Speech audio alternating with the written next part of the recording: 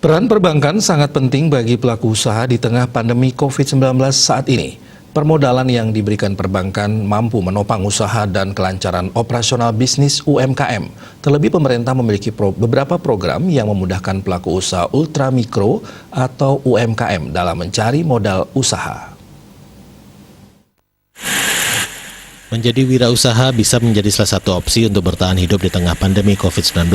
Oleh karena itu, peran perbankan dari sisi permodalan sangat krusial di masa pandemi. Pemerintah pun mendukung dengan menggelontorkan sejumlah program pemulihan ekonomi nasional (PEN) melalui perbankan untuk menjaga perekonomian. Dukungan perbankan dalam menyalurkan dana PEN ini sangat berarti bagi pelaku usaha yang terdampak pandemi. Terkait hal itu, Dirut salah satu bank lokal di Bali, Nyoman Sudarmo menerangkan, bank yang dipimpinnya tentu mendukung pelaku usaha khususnya di segmen UMKM. Dukungan itu melalui program relaksasi dan restrukturisasi kredit untuk membantu pelaku usaha yang terdampak pandemi.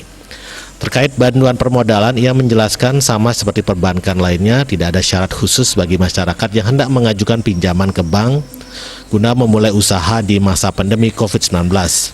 Semua cara dan syarat sama seperti sebelum pandemi, dengan mengutamakan sistem kehati-hatian. Penyaluran kredit bank pun bisa melalui KUR super mikro, ultramikro, dan lain sebagainya. Bank umumnya melihat dari kapasitas usahanya, kemudian pangsa pasarnya.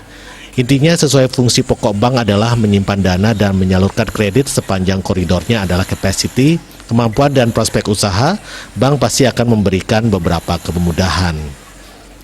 Swardika Bisnis Bali melaporkan.